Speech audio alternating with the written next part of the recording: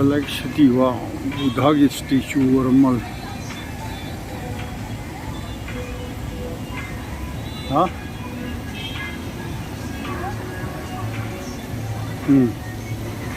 Ching se phase.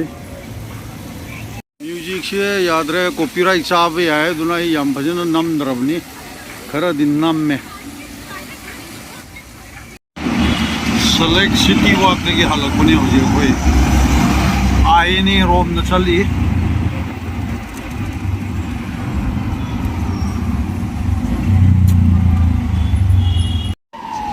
आईनी दुकान में आम दोने हो जाए कोई मनुंग चंग दौरे जो खुला ही दे रहा हूँ उससे ज़्यादा नहीं एक बच्चा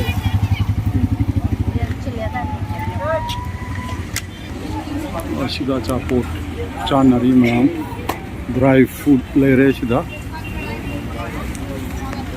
ड्राई फ्रूट हाउ हाउ बोल रहे मन में गया है चापोट यूं हम वेजिटेबल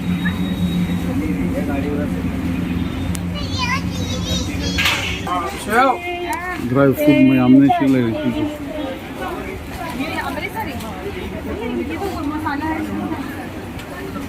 ड्राई फ्रूट नहीं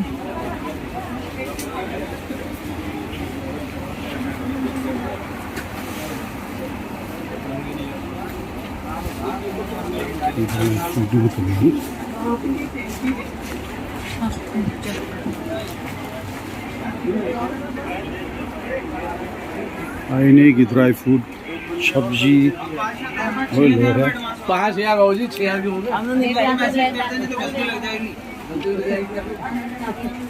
ड्राई फ्रूट में हमने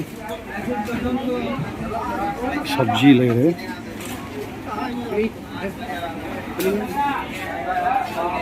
फ्रूट सब्जी तो ड्राई फ्रूट में हम ले रहे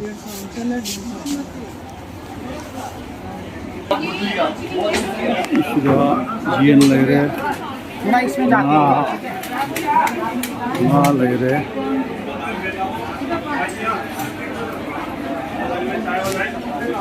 खजिंग ले रहे सीधे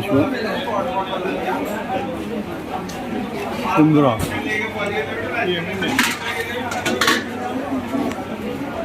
सी फूड हम ले रहे सीधा सी फूड खजिंग चीज़ हम ले रहे ना मखल मखल हम नहीं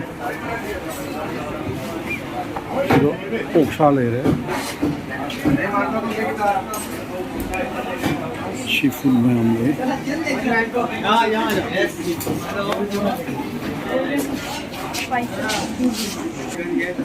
हमिंग ले रहे हमिंग मखो येन ले रहे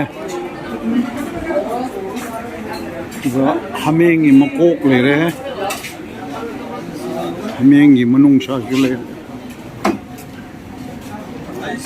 रेब ले रहे ये वाला 450 और ये वाला ये 750 अच्छा ये 1000 ये कीजिए बड़ा वाला है अच्छा वो कुछ डॉक्टर है ब्रो लॉबस्टर क्या नाम है भैया ये वाला जंबो ब्लू लॉबस्टर मुझे कि ऐसे पोछे चातरों को है भी नहीं तो सब मंगा दे जाना रे ये अभी तक किसी को दिया नहीं है कीजिए मन लो रे टाइगर प्रॉन से शेंगो करने मुझे सफा कर दो ना सफा करना सफा तो रखनी मुझे लोग हुंदोक दुनों ने चलो मान शेंगो करने ये लगना है तेल सफा तो रे वो बीच वाले वो तो निकाल ही दूंगा ये रखना है तेल रखना तेल खामे शेंग दोए टूना मैकरल मैकरल मैकरल ने से ना किलो में कितना है मैकरल तो 250 250 ने मैकरल ना Octopus. Squid. स्क्विड ये स्क्विड किलो में कितना है 500 500 और चिकन ये है अच्छा अच्छा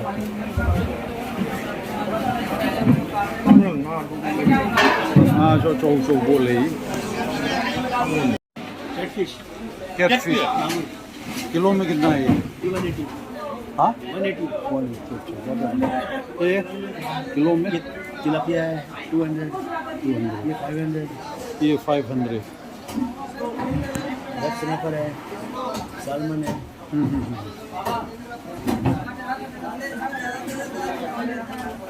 sini hong kilo da cham bari fu angal octopus ne si 1 kilo में कितना है ये 600 किलो में कितना पीस आएगा? बड़ा लेंगे तो 4 पीस आएगा, छोटा लेंगे तो 5-6 आ जाएगा। मरी Channi Harry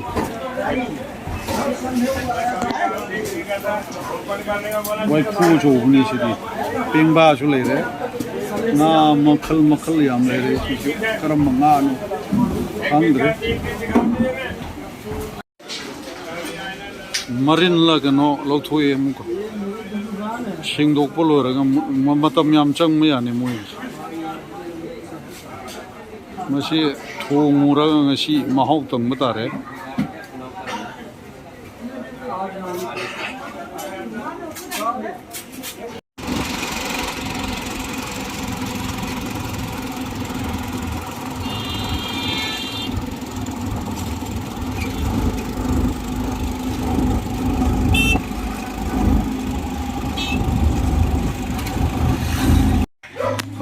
cream cheese prawn थोंगदबनी जी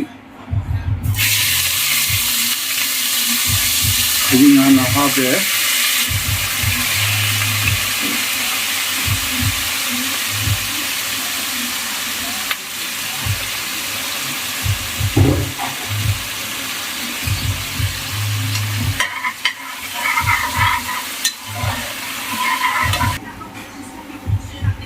फ्राई तौरी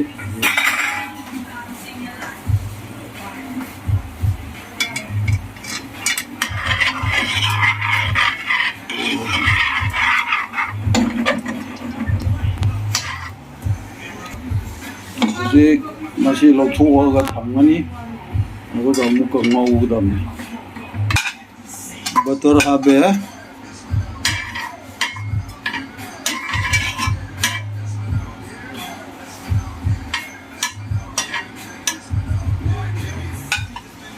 이제 garlic 하베 나오에 이제 레몬그라스 하베 और कितन काल लगा तुम खजिंग दूंगा आप चिन्ह इसी में साब कर हाप लगनी मुझे शौह लगनी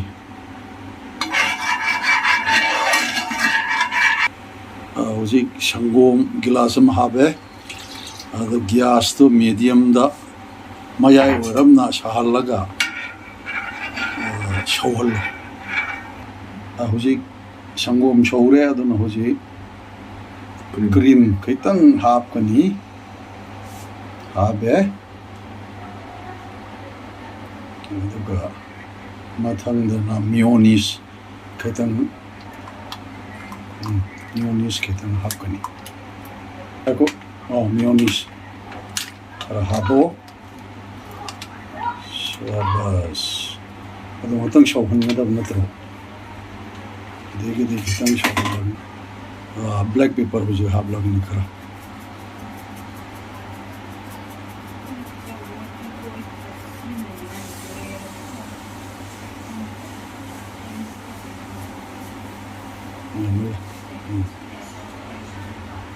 करा पोलो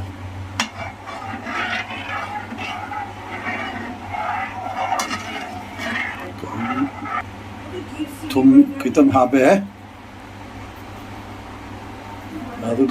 pizza oregano हापकनी 아도가 피자 칠리 하군.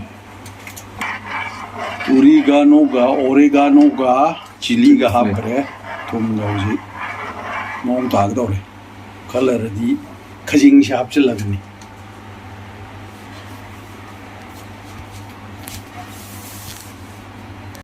아직 프론 합에 아도가 마이시 미디엄도 탐라가 미닛 어훔 마리 통라 탐가담.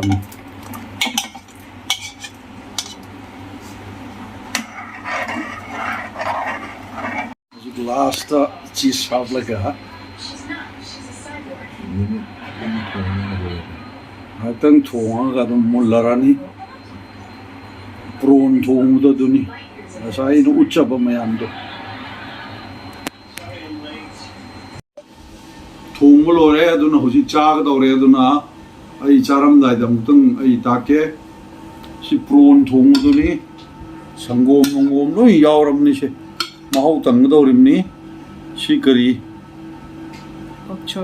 pak choy le re sansa kang bakitang thonge pyas le re kamen sin ba lettuce le re angna mayam haura si gi sai thonga po to hana cha ba horage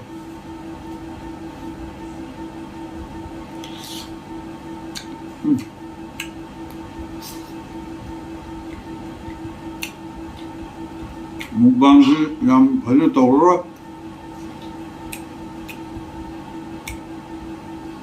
umroh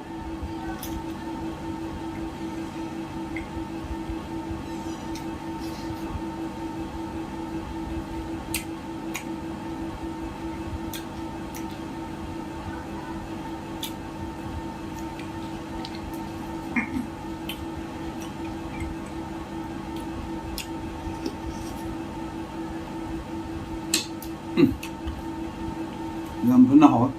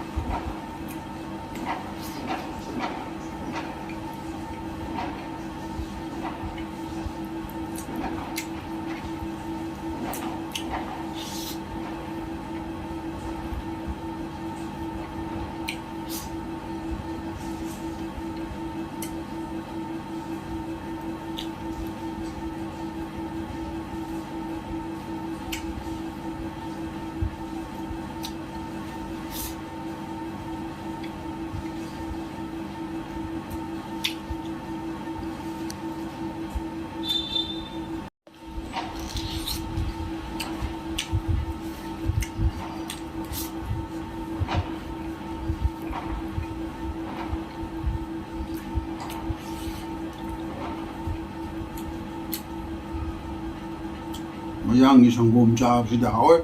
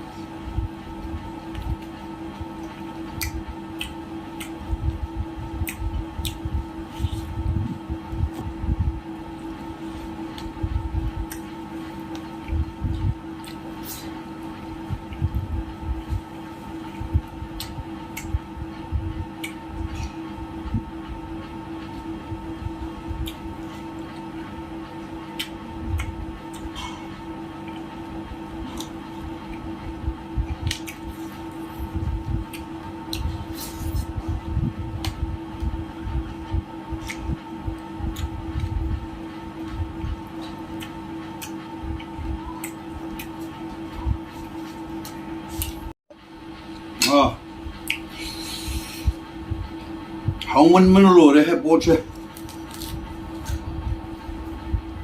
不如就炸不下，肉炸成了。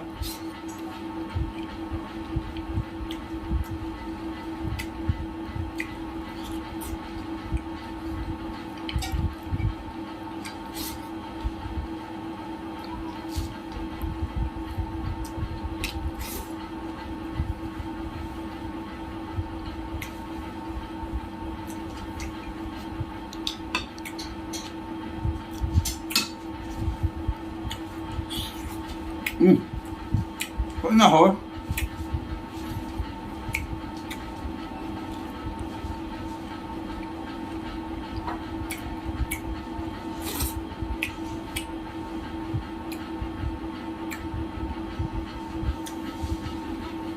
我是一点需要的路吃的些的呢。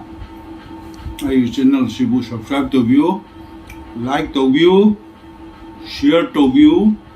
Bye.